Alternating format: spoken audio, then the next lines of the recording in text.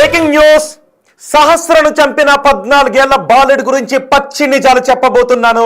గుండెలు బిగబట్టుకుని మరీ వినండి. పోలీసులు ఇంతకు ముందు కొన్ని విషయాలు చెప్పారు కదా, వాటి లోతుల్లోంచి ఆలోచిస్తే ఇంకొన్ని విషయాలు కూడా మీకు తెలుస్తూ ఉన్నాయి. వాళ్ళ మదర్ చెప్పిన విషయాలను పరిశీలిస్తే ఇంకా భయానక విషయాలు తెలియబోతున్నాయి. మీరు అనుకుంటూ ఉన్నారా కేవలం వాడు బ్యాట్ కోసం మాత్రమే వెళ్ళాడు, బ్యాట్ని దొంగిలించి తెచ్చుకోవాలని మాత్రమే అనుకున్నాడని మీరు అనుకుంటూ ఉన్నారా? ఎందుకు అంటే ఇప్పుడు నేను చెప్పబోతున్న ఆ పిల్లాడి గత క్రైమ్ హిస్టరీ గురించి ఇప్పుడు నేను మీకు చెప్పబోతున్నాను. వీడు ఎంత పచ్చి దొంగ, ఒక మైనర్ని ఇలా అంటున్నాను అని బహుశా ఏదైనా పర్యవసానాలు ఉంటే తీసుకోవటానికి సిద్ధపడే నేను ఈ వ్యాఖ్యలు అంటూ ఉన్నాను. వాడు 14 ఏళ్ల బాలుడే కావచ్చు, కానీ పచ్చి గజ దొంగ అంటానికి ఇప్పుడు నేను ఆధారాలు చూపించబోతున్నాను. సిపినే స్వయంగా చెప్పిన ఆధారాలు వినిపించబోతున్నాను. అంతేకాదు ఇంకొక విషయాన్ని చెప్పబోతున్నాను. సహస్రను వాడు చంపి వచ్చిన తర్వాత సోమవారం చంపేశాడు. సోమ, మంగళ, బుధ, గురు, శుక్ర 5 రోజులు పట్టింది వాడిని పట్టుకోవటానికి. ఈ మధ్యలో వాళ్ళ అమ్మకి కూడా డౌట్ వచ్చింది. తెలుసా, వాళ్ళ అమ్మకి డౌట్ వచ్చింది. తల్లికి బిడ్డ మీద ఎందుకు డౌట్ వచ్చింది అని మీరు అనుకుంటున్నారో కూడా మీరు ఒక్కసారి మీ అభిప్రాయాన్ని కమెంట్ చేయండి. ఇప్పుడు నేను సిపి చెప్పిన ఒక విషయాన్ని చెప్పి ఈ పిల్లాడి పచ్చి నేర చరిత్ర గురించి కొన్ని భయానక విషయాలు ఇప్పుడు నేను మీకు చెప్పబోతున్నాను. వాళ్ళ మదర్కి ముందే డౌట్ వచ్చిందనే విషయాన్ని సిపిఏ చెప్పారు. ఒక్కసారి సిపి బయట విందాం, మీరు కూడా కమెంట్ చేయండి. ఒకసారి ఇలాంటి వ్యక్తిని ఏం చేయాలి? మైనర్ అని వదిలేయాలా, లేదు కఠిన శిక్షలు విధించాలా? ఆ బాలికను 20 కత్తిపోట్లు పొడిచి చంపేశాడంటే బ్యాట కోసం వెళ్ళి భయపడి చంపేసేవాడు 20 కత్తిపోట్లు పొడిచి చంపడు కదా. హ్యాబిచువల్ అఫెండర్, నిర్దాక్ష్యమైనటువంటి కరడు కట్టినటువంటి ఒక పిచ్చి నేరస్తుడైతేనే ఇలాంటి దారుణానికి ఒడిగడతాడు. బాలుడు ఎవడు కూడా ఒడిగట్టాడు. 14 ఏళ్ల బాలుడు ఒక బ్యాట కోసమే దొంగతనానికి వెళ్ళి ఆ పిల్ల చూసేసింది, అమ్మో నా గురించి చెప్పేస్తుందేమోనని అనుకుని ఆ పిల్లని చంపేశాడు అని అనుకుంటే పోనీ పక్కకి గెంటేశాడు, చంపేశాడు అని అనుకోవచ్చు. కానీ క్రూరంగా చంపాడు. 20 సార్లు కత్తితో పొడిచి చంపాడు అంటే వీడి నేర చరిత్ర లాంటిదో చూడండి. వీడి గతంలో చేసిన ఒక నేరం గురించి ఇప్పుడు నేను మీకు చెప్పబోతున్నాను. అందుకంటే ముందు తల్లికి వచ్చిన డౌట్ గురించి డీసీపీ ఏం చెప్పారో ఒక్కసారి బయట వినండి. ఒకసారి బయట విందాం. పేరెంట్స్ వాళ్ళ మదరు నిన్న మనం వాళ్ళ మదర్తో మాట్లాడినప్పుడు అనింది, ఫస్ట్ రోజే పోలీసులు ఈ హడావిడి అంతా చేసి నేను అడిగాను మా అబ్బాయిని, ఏరా నువ్వేమైనా చేసావా అని అడిగాను, ఒప్పుకోలేదు. 2వ రోజు కూడా అడిగాను, అడిగితే ఏమ్మా నువ్వే నన్ను పట్టించేటట్టున్నావే అని అన్నాడు, నీ మీద ఒట్టు అన్నాడు అని చెప్పింది వాళ్ళ మదర్. పేరెంట్స్ వాళ్ళ మదరు నిన్న మనం వాళ్ళ మదర్తో మాట్లాడినప్పుడు అనింది, ఫస్ట్ రోజే పోలీసులు ఈ హడావిడి అంతా చేసి నేను అడిగాను మా అబ్బాయిని, ఏరా నువ్వేమైనా చేసావా అని అడిగాను, ఒప్పుకోలేదు. 2వ రోజు కూడా అడిగాను, అడిగితే ఏమ్మా నువ్వే నన్ను పట్టించేటట్టున్నావే అని అన్నాడు, నీ మీద ఒట్టు అన్నాడు అని చెప్పింది వాళ్ళ మదర్. విన్నారుగా, తల్లి బిడ్డని అడిగింది. పోలీసుల హడావిడి చూసి పక్కింట్లో ఒక 11-12 ఏళ్ల బాలిక చనిపోయింది అంటే ఏ తల్లైనా ఏం చెప్పింది? అరే పాపం సహస్రని ఎవరో చంపేశారంట్రా అని కదా బిడ్డకి చెప్పాలి. అరే నువ్వు చంపేవేంట్రా అని ఒక తల్లి బిడ్డని అడిగింది అంటే వాడి నేర చరిత్ర గురించి తల్లికి ఎంత అనుమానం ఉందో ఒక్కసారి ఆలోచించండి. ఏ తల్లైనా అడగగలుగుతుందా? ఏ తల్లైనా బిడ్డను అలా అనుమానించగలుగుతుందా? ఆ బిడ్డ పచ్చి వెధవ అయితే, పచ్చి క్రిమినల్ అయితే వాడిని మాత్రమే తల్లి అడగగలుగుతుంది, ఎరా నువ్వు చేసేవని. అంటే వీడు గజ దొంగ, పెద్ద వెధవ అనే విషయం ఆ తల్లికి తెలుసు అనమాట. వీడు ఒక హ్యాబిచువల్ అఫెండర్ అనే విషయం తల్లికి తెలుసు. అందుకే పక్కింట్లో సహస్ర, అరే మొన్నే కదరా బర్త్డేకి వెళ్ళి కేక్ తినిపించొచ్చావు, ఆ పాపను ఎవరో చంపేశారంటారా, పాపం అన్ని కత్తిపోట్లు పొడిచారు, ఎవరు చంపేసి ఉంటారో అంటావు అని కదా బిడ్డతో మాట్లాడాలి, జాగ్రత్తగా ఉండాలి అని కదా బిడ్డకి చెప్పాలి. కానీ సహస్రను చనిపోయింది, పోలీసులు వెతుకుతున్నారు అంటే బాలుడు చంపాడు అని కూడా పోలీసులు అనలేదుగా. ఎవడో ఒక 25 ఏళ్ల వ్యక్తి అయ్యుండి ఉంటాడు అనే అనుమానాలు కదా పోలీసులు వ్యక్తం చేసింది. మరి ఈ తల్లి ఆ కొడుకుని అరే నువ్వు చంపేవారా అని ఎందుకు అడిగింది అంటే వీడు ఎంత గజ దొంగో, ఎంత కిరాతకుడో, ఈ 14 ఏళ్ల బాలుడు, ఆ పిల్లాడు ఎంత కిరాతకుడో తల్లికి తెలిసి ఉండాలి. వాడి కిరాతకమైన ఆలోచనలు తల్లికి తెలిసి ఉండాలి. మరి అప్పుడు నివారించి ఉండలేదన్నమాట. అంటే పెంపకం గురించి మనం మాట్లాడుకోవాలి. ఆ డీసీపీ మాట్లాడిన మాటలు విన్నారుగా. మొదటి రోజు అరే నువ్వు చంపేవారా అని అడిగింది. ఈ ఒక్క మాట చాలు అసలు మనం ఆ తల్లికి ముందే తెలుసు అంటానికి. ఆ 2వ రోజు కూడా అడిగిందంట, అరే నువ్వేమన్నా చేసేవారా అని అడిగిందంట. అడిగితే అమ్మ నువ్వే నన్ను పట్టించేలాగా ఉన్నావు అని అన్నాడంట. అదేంటి నువ్వే నన్ను పట్టించేలాగా ఉన్నావు? ఆ కాన్వర్సేషన్ నాకు అర్థం కాలేదు. మీకెవరికైనా అర్థమైతే చెప్పండి. తల్లి బిడ్డను ఎందుకు అడుగుద్ది? 14 ఏళ్ల బిడ్డ 10వ తరగతి చదువుతున్న బిడ్డ, ఆ బిడ్డకి ఏం చెప్పాలి? అరే పాపం సహస్రండ్రా, పక్కింటి సహస్రాన్ని ఎవరో చంపేశారంట్రా, అయ్యో పాపం ఎలా తట్టుకుందో ఆ పిచ్చి తల్లి, అంత కిరాతకంగా ఎవరు చంపారు అని అడగాల్సిన తల్లి. మనందరం అలాగే అనుకున్నాం కదా. ఎక్కడో తెలంగాణలో మారుమూల ఉన్న జిల్లా నుంచి ఆంధ్రప్రదేశ్లో ఆ మారుమూల ఉన్న జిల్లా వరకు సహస్రం మరణాన్ని తలుచుకుని ఇలాగే కదా అనుకున్నాం. పాపం ఆ పసిబిడ్డ ఎలా తట్టుకుందాని కదా అనుకున్నాం. కానీ వాళ్ళమ్మ కొడుకుని ఎందుకు అడిగింది? అరే నువ్వు చంపేవారా అని ఎందుకు అడిగింది అంటే వీడు ఎంత గజ దొంగో ఆ తల్లికి అనుమానం ఉందన్నమాట. ఇప్పుడు మరో భయానక విషయాన్ని, వాడు ఎంత గజ దొంగో చెప్పే ఒక బయటని మీకు వినిపించబోతున్నాను. ఆ మాట కూడా విన్న తర్వాత మీరు చెప్పండి ఆ తల్లికి వీడు ఎంత గజ దొంగో తెలుసు అనే ఆధారాన్ని ఇప్పుడు నేను చూపించబోతున్నాను. ఒక్కసారి సిపి, వాడు 2 నెలల క్రితం వీడు ఈ బాలుడు సెల్ ఫోన్ కొనుక్కున్నాడంట. అక్కడున్న విలేకరులు అడిగారు, వీడికి గతంలో ఏదైనా దొంగతనాల చరిత్ర ఉందని అడిగితే డీసీపీ ఏం చెప్పారో తెలుసా? నేను ఒక విషయాన్ని చెప్తాను అని చెప్పి వీడు 2 నెలల క్రితం ఒక సెల్ ఫోన్ కొనుక్కున్నాడు. ఆ సెల్ ఫోన్ కొనుక్కోవడానికి తల్లి తండ్రి డబ్బులు ఇవ్వలేదు, వాడి దగ్గర డబ్బులు లేవు. కానీ ఎలా కొనుక్కున్నాడో మీకే వదిలేస్తున్నా, మీరే ఆలోచించుకోండి అని సిపి అన్నారు. ఒక్కసారి సిపి మాటల్లోనే విని ఆ తర్వాత మీరు నేను కలిసి మాట్లాడుకుందాం. మీరు కామెంట్ కూడా చేయండి, మీరు నేను కలిసి మాట్లాడుకుందాం. ఒక్కసారి సిపి సెల్ ఫోన్ గురించి ఏమన్నారో విందాం. మనకున్న సమాచారం మేరకు ఇంతవరకైతే ఏం లేదు. బట్ వాళ్ళ మదర్ చెప్పిన ఒక విషయం ఏంటంటే, అతను 2 months బ్యాక్ అతని దగ్గరికి ఒక ఫోన్ వచ్చింది, సెల్ ఫోను. మేము డబ్బులు ఇవ్వలేదు, ఇతనికి ఎక్కడిది సెల్ ఫోన్ అంటే నేను కొనుక్కున్నా అని చెప్తున్నాడు. డబ్బులు ఎక్కడ ఉంటే చెప్పలేదు. అది వాళ్ళ మదర్ చెప్పిన విషయమే. సో దీన్ని బట్టి మీరు ఏమైనా అనుకోవచ్చు. మనకున్న సమాచారం మేరకు ఇంతవరకైతే ఏం లేదు. బట్ వాళ్ళ మదర్ చెప్పిన ఒక విషయం ఏంటంటే, అతను 2 months బ్యాక్ అతని దగ్గరికి ఒక ఫోన్ వచ్చింది, సెల్ ఫోను. మేము డబ్బులు ఇవ్వలేదు, ఇతనికి ఎక్కడిది సెల్ ఫోన్ అంటే నేను కొనుక్కున్నా అని చెప్తున్నాడు. డబ్బులు ఎక్కడ ఉంటే చెప్పలేదు. అది వాళ్ళ మదర్ చెప్పిన విషయమే. సో దీన్ని బట్టి మీరు ఏమైనా అనుకోవచ్చు. మనకున్న సమాచారం మేరకు ఇంతవరకైతే ఏం లేదు. బట్ వాళ్ళ మదర్ చెప్పిన ఒక విషయం ఏంటంటే, అతను 2 months బ్యాక్ అతని దగ్గరికి ఒక ఫోన్ వచ్చింది, సెల్ ఫోను. మేము డబ్బులు ఇవ్వలేదు, ఇతనికి ఎక్కడిది సెల్ ఫోన్ అంటే నేను కొనుక్కున్నా అని చెప్తున్నాడు. డబ్బులు ఎక్కడ ఉంటే చెప్పలేదు. అది వాళ్ళ మదర్ చెప్పిన విషయమే. సో దీన్ని బట్టి మీరు ఏమైనా అనుకోవచ్చు. విన్నారుగా డీసీపీ చెప్పిన మాట. 2 నెలల క్రితం వాడి దగ్గరికి ఫోన్ వచ్చింది, తల్లి కొనుక్కోవడానికి డబ్బులు ఇవ్వలేదు. నేను డబ్బులు ఇవ్వనప్పుడు నువ్వు ఇంత ఫోన్ ఎలా కొన్నావురా అని అడిగితే నేను కొనుక్కున్నాను అని వాడు చెప్తే 10వ తరగతి పిల్లాడు ఆ తల్లి వదిలేసిందా? ఎక్కడ దొంగతనం చేసి వచ్చారో అని కాలర్ పట్టుకుని కదా అడగాలి. నేను కొనుక్కున్నాను అంటే ఆహా అని వదిలేసిందా? ఇప్పుడు మరి ఆ తల్లికి తెలీదా? ముందు రోజు ఎరా నువ్వు చేసేవేరా అని కొడుకుని ఎందుకు అనుమానించింది అంటే వాడి నేర చరిత్ర గురించి తల్లికి తెలుసు కదా. 2 నెలల క్రితం తను ఇవ్వని డబ్బులతో 10వ తరగతి పిల్లాడు ఫోన్ కొనుక్కున్నాడు అంటే తల్లి ఎందుకు వదిలేసింది? ఎందుకమ్మా వదిలేసావు నీ కొడుకుని? పక్కింట్లో సహస్ర చనిపోయింది అని అడిగితే నువ్వు చంపావారా అనే డౌట్ నీకు ఎందుకు వచ్చిందమ్మా? 2 ఆడబిడ్డలు ఉన్నారు కదా తల్లి నీకు, ఆమె కూడా 2 అమ్మాయిలు, మధ్యలో ఈ కొడుకు పుట్టాడు, నా కొడుకు పుట్టాడు. వాడెళ్ళి పక్కింట ఆ చిన్న సహస్రాన్ని కిరాతకంగా చంపేశాడు. నీకు తెలీదా తల్లి నీ కొడుకు ఎంత దుర్మార్గుడో? ఆ తల్లికి తెలిసి 5 రోజుల నుంచి ఊరుకుని ఉంటుంది. వాడి ఆలోచనలు ఎలాగున్నాయో తల్లికి తెలుసు. అందుకే చెప్తున్నా. ఇంకొక విషయాన్ని మీకు చెప్తాను. అదిగో చూడండి ఒక్కసారి, బ్యాట్ చూడండి ఒక్కసారి. అదిగో ఎంఆర్ఓ బ్యాట్. వాళ్ళకి ఆ సహస్రకు తమ్ముడు ఉన్నాడు, ఒక 6-7 సంవత్సరాలు ఉంటాయి. వాళ్ళ నాన్న పిల్లాడికి అదిగో బ్యాట్ కొనుక్కుని తీసుకొచ్చాడు, ఎంఆర్ఓ బ్యాట్. స్ట్రోక్ బాగుందంట, దాన్ని కొట్టేయాలనుకున్నాను. ఆ కొట్టేయాలనుకుని అక్కడికి వెళ్ళాను. కానీ ఎవరైనా అడ్డొస్తే వాళ్ళని తోసుకున్నా, వాళ్ళని ఏదో గాయపరిచి వెళ్ళిపోవాలనుకున్నాను. నేను దొంగతనానికి వెళ్ళలేదు అని పోలీసులకు చెప్పారని పోలీసులు చెప్తూ ఉన్నారు. కానీ అది నిజమే అనుకుందాం కాసేపు వాడు చెప్పిన మాట. అంటే పోలీసులను కూడా ఇక్కడ ఎలా బురిడి కొట్టిస్తున్నాడో చూడండి ఒకసారి. వీడు పోలీసులను కూడా ఎలా బురిడి కొట్టిస్తున్నాడో చూడండి ఒకసారి. ఆ బ్యాట్ కోసమే దొంగతనానికి నిజంగానే వెళ్ళాడు అనుకుందాం. వీడు హ్యాబిచువల్ అఫెండర్ కాదు, గతంలో దొంగతనాలు చేసిన చరిత్ర లేదు. అక్కడికి వెళ్ళిన తర్వాత ఆ ఇంట్లో సహస్రం ఉంది. అప్పుడు ఏం చేసి ఉండాలి? సహస్రం లేదు అనుకుని ఆ ఇంటికి వెళ్ళాడు అని అనుకుందాం. సహస్రం ఉంది, పక్కింటోడే కదా, వచ్చి మళ్ళీ ఎప్పుడైనా ఎవరో లేనప్పుడు వెళ్దాం అనుకుని వచ్చేసి ఉండేవాడు.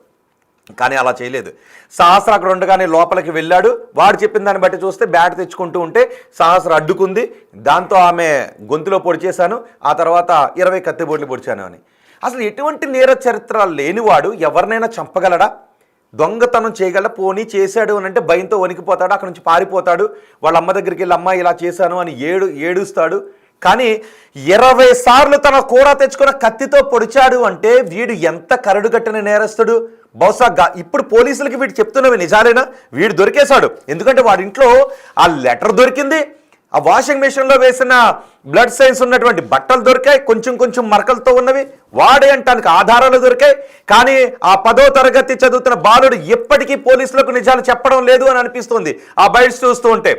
ఎందుకంటే సహస్ర ఆ అబ్బాయిని చూసింది బ్యాట్ దొంగతనం చేయటం.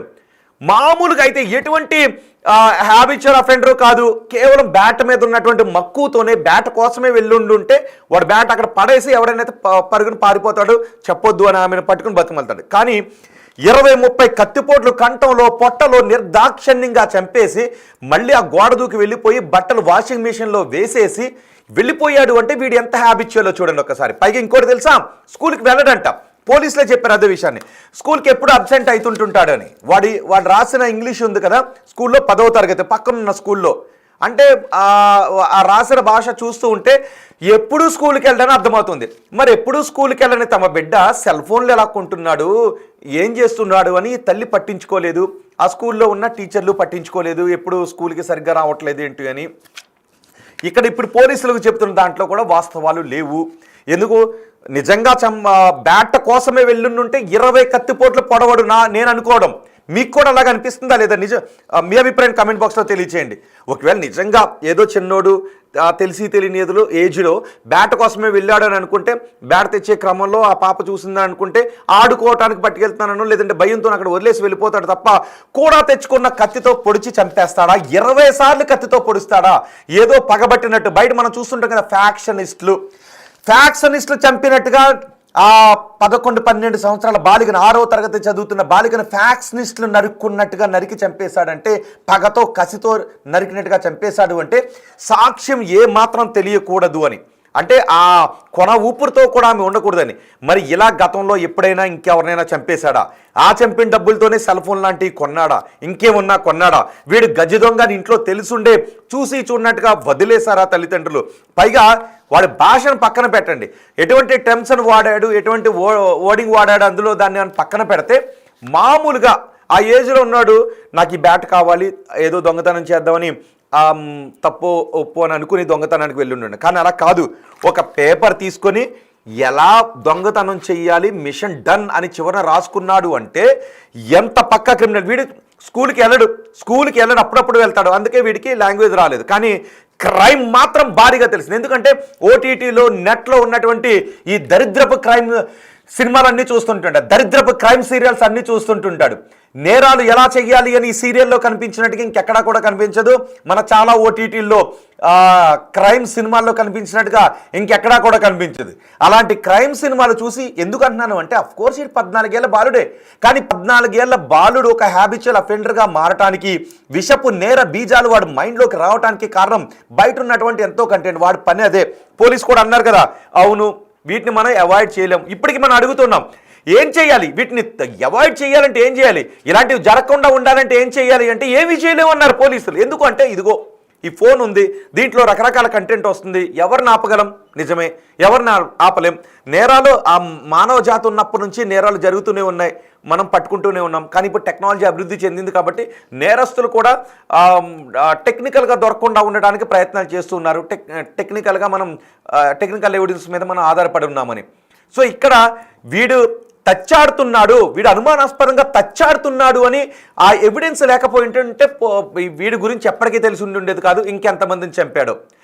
నిజానికి ఎవరైనా కొట్టాలి అన్నా రక్తం వచ్చేలాగా కొట్టాలని ఒక ధైర్యం ఉండాలి. దానికి రక్తం కళ్ళ చూసే విధంగా 20 కత్తిపోట్లు పొడిచి అక్కడ నుంచి వచ్చి ఏమీ ఎరగనట్టుగా స్కూల్కి వెళ్ళాడు అంటే వీడు ఎంత హ్యాబిచువల్ అర్థం చేసుకోండి. మరి వీడికి పడే శిక్షలు ఏంటి? ఇప్పుడు వీడు 14 ఏళ్ల మైనర్ జూనియర్ హోమ్గా తరలిస్తారు. ఆ తర్వాత జూనియర్ హోమ్లో వీడికి చదువు చెప్పిస్తారు. చదువు చెప్పించిన తర్వాత మైనార్టీ తీరిన తర్వాత సైకాలజిస్ట్ని తీసుకుని వచ్చి వీడి బిహేవియర్లో ఎటువంటి మార్పు ఉంది మైనార్టీ తీరిన తర్వాత అనేది చూస్తారు. ఆ తర్వాత మైనార్టీ తీరిన తర్వాత బహుశా త్వరలోనే వాడిని వదిలేసే అవకాశం కూడా ఉంటుంది వాడు నటిస్తే. ఎందుకంటే వీడు పెద్ద గజ్జి దొంగ, పెద్ద నటుడు వీడు. సమాజంలో రియల్గా ఉన్నటువంటి ఒక పెద్ద నేరస్తుడు నటుడు వీడు. మరి ఇలాంటి నేర నటుడిని తయారు చేసింది ఎవరు? సమాజం. నాకైతే మీకేమనిపిస్తుందో చెప్పండి, మనం ఎవరిని అనాలి? ఇలాంటి వాడు ఇంకెక్కడ ఉండడు, ఇక్కడ మాత్రమే ఉంటాడు, కూకటపల్లిలోనే ఉంటాడు, ఆ కూకటపల్లిలో ఆ స్ట్రీట్లోనే ఉంటాడు, ఆ అమ్మ కడుపునే పుట్టాడు అనుకోవటానికి కూడా అవకాశం లేదు. ఇప్పుడు ఎవరిని నమ్మాలో తెలీదు. మొన్న కూడా మనం చూసాం, కన్నబిడ్డే తల్లిని చంపి కొన ఊపిరితో ఉంటే ప్రియుడిని మళ్ళీ వెనక్కి పిలిచి అమ్మ కొన ఊపిరితో బతుకుంది, మిగిలిన ప్రాణం కూడా తీసేయని చంపించింది అక్కడ ఆ పాప, 10వ తరగతి పాప. వీడు పెద్ద హ్యాబిచువల్ అఫెండర్. సెల్ ఫోన్ ఎలా కొనుక్కున్నాడు, కత్తి పట్టుకుని ఎలా వెళ్ళగలిగాడు, ఆ ఇంటిని ఒక గ్యాస్తో ఫైర్ చేయగలని ఎలా ప్లాన్ చేశాడు, ఈ విషయాలన్నీ వాళ్ళ అమ్మకి తెలియని అనుకుంటున్నారా? నిజం మీకేమనిపిస్తుందో చెప్పండి. ఇప్పటి వరకు మనం కొన్ని అడిగాం, దొంగ ఎవరు చంపుండి ఉంటాడు, ఎవరి మీద అనుమానం, పక్కింటోడా, వీళ్ళ ఎక్కడి నుంచి వచ్చి ఉంటాడు, ఇలాంటి అనుమానాలన్నీ వ్యక్తం చేశాం కదా. పక్కింటి వాళ్ళు కూడా కొంచెం కోపం వచ్చింది పక్కింటోడు అని అనేటప్పటికీ, కానీ ఇప్పుడు పక్కింటోడు అయ్యాడు.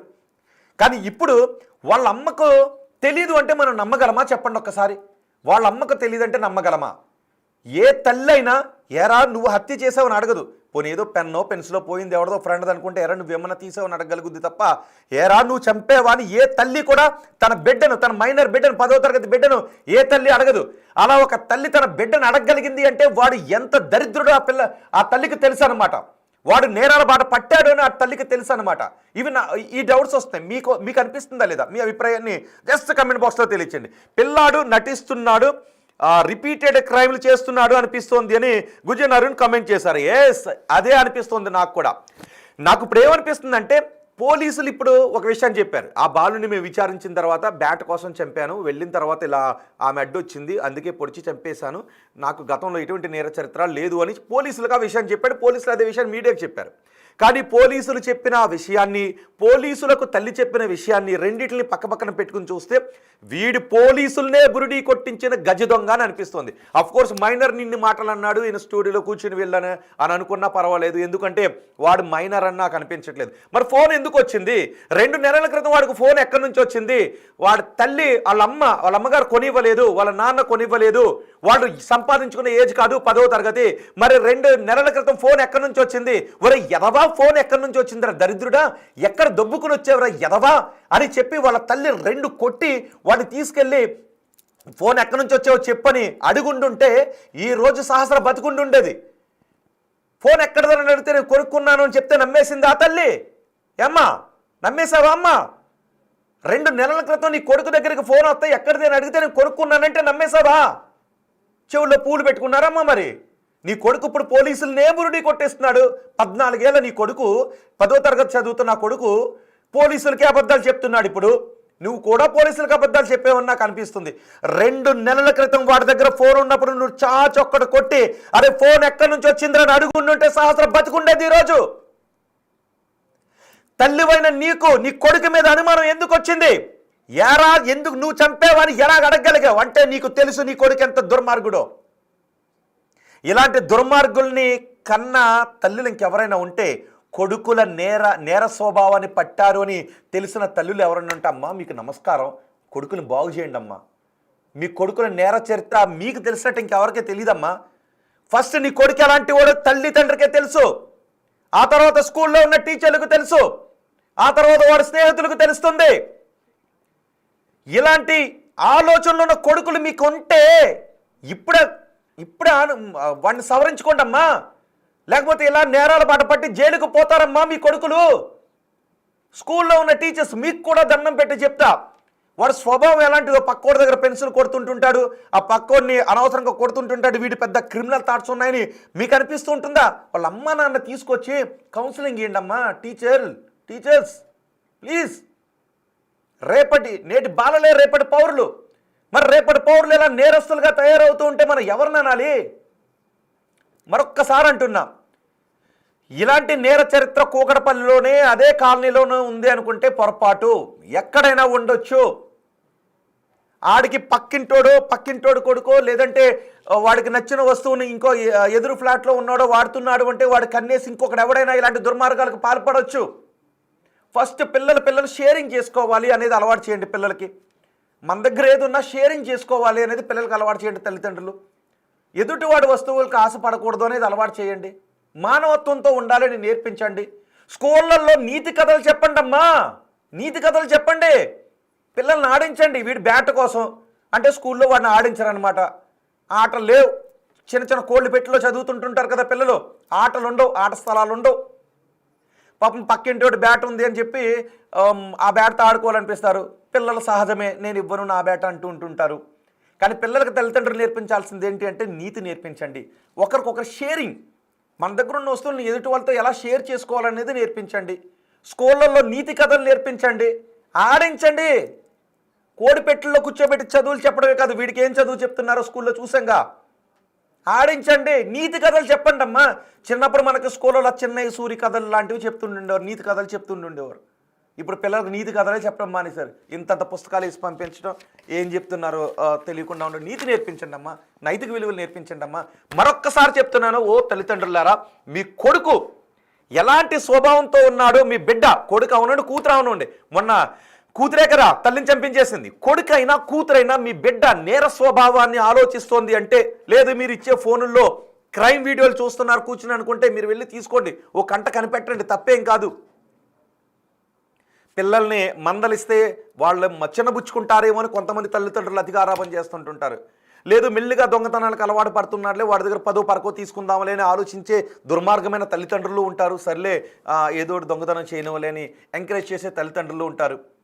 ఇలాంటి వాళ్ళ సమాజం పాడవుతుంది, జైలుకి పోతూ ఉంటుంటారు. కాబట్టి తల్లిదండ్రులారా, మీకు దండం పెట్టి మరీ చెప్తున్నా, డిమాండ్ అనుకోండి, రిక్వెస్ట్ అనుకోండి, వార్నింగ్ అని కూడా అనుకోండి. మీ కొడుకు నేర అలవాట్లు ఉండుంటే వాడు జైలుకే పోతాడు, గుర్తుపెట్టుకోండి. ఎందుకు పనికి రాకుండా పోతాడు, గుర్తుపెట్టుకోండి. ఎంకరేజ్ చేయకండి. స్కూల్లోంచి పెన్సిల్ కొట్టేసి వచ్చాడు అనే విషయం తెలిసినా కూడా మర్నాడు పట్టుకెళ్ళి ఇవ్వరా అని చెప్పి పంపించండి. వాడి దగ్గర 2 నెలల క్రితం సెల్ ఫోన్ ఉంది అంటే చూస్తూ ఊరుకుంటావా నువ్వేం తల్లివి తల్లి? నువ్వేం తల్లివమ్మా? నాకు అర్థం కాదు.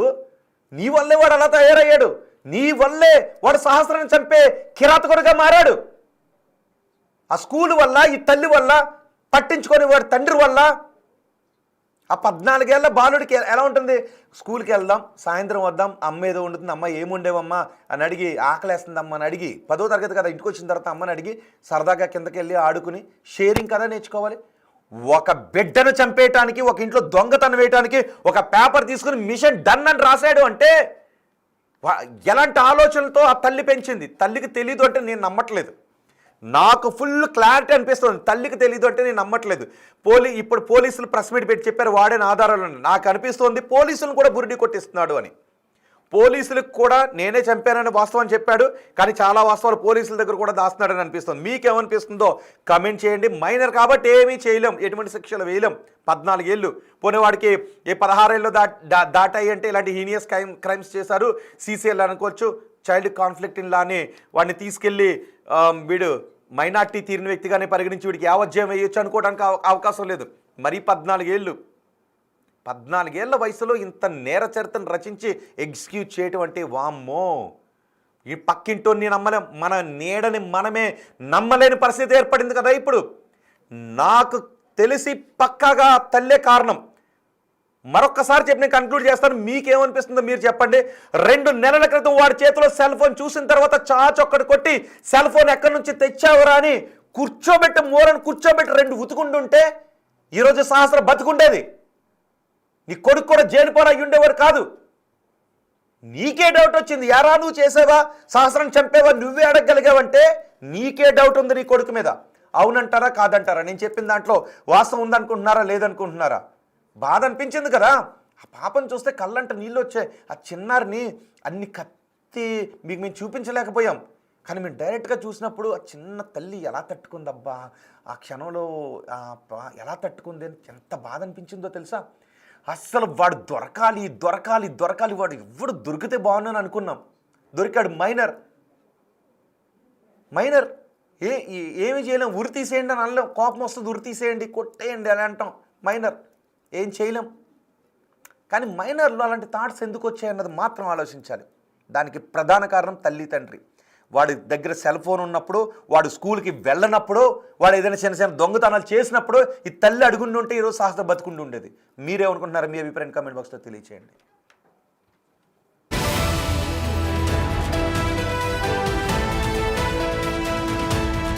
మనకున్న సమాచారం వరకు ఇంతవరకైతే ఏం లేదు. బట్ వాళ్ళ మదర్ చెప్పిన ఒక విషయం ఏంటంటే, అతను 2 months బ్యాక్ అతని దగ్గరికి ఒక ఫోన్ వచ్చింది, సెల్ ఫోను. మేము డబ్బులు ఇవ్వలేదు, ఇతనికి ఎక్కడిది సెల్ ఫోన్ అంటే నేను కొనుక్కున్నా అని చెప్తున్నాడు. డబ్బులు ఎక్కడ ఉంటే చెప్పలేదు. అది వాళ్ళ మదర్ చెప్పిన విషయమే. సో దీన్ని బట్టి మీరు ఏమైనా అనుకోవచ్చు. మనకున్న సమాచారం మేరకు ఇంతవరకు అయితే ఏం లేదు. బట్ వాళ్ళ మదర్ చెప్పిన ఒక విషయం ఏంటంటే, అతను 2 months బ్యాక్ అతని దగ్గరికి ఒక ఫోన్ వచ్చింది, సెల్ ఫోను. మేము డబ్బులు ఇవ్వలేదు, ఇతనికి ఎక్కడిది సెల్ ఫోన్ అంటే నేను కొనుక్కున్నా అని చెప్తున్నాడు. డబ్బులు ఎక్కడ ఉంటే చెప్పలేదు. అది వాళ్ళ మదర్ చెప్పిన విషయమే. సో దీన్ని బట్టి మీరు ఏమైనా అనుకోవచ్చు. ఎస్, పేరెంట్స్ వాళ్ళ మదరు నిన్న మనం వాళ్ళ మదర్తో మాట్లాడినప్పుడు అనింది, ఫస్ట్ రోజే పోలీసులు ఈ హడావిడి అంతా చేసి నేను అడిగాను మా అబ్బాయిని, ఏరా నువ్వేమైనా చేసావా అని అడిగాను, ఒప్పుకోలేదు. 2వ రోజు కూడా అడిగాను. అడిగితే ఏమ్మా నువ్వే నన్ను పట్టించేటట్టున్నావే అని అన్నాడు, నీ మీద ఒట్టు అన్నాడు అని చెప్పింది వాళ్ళ మదర్.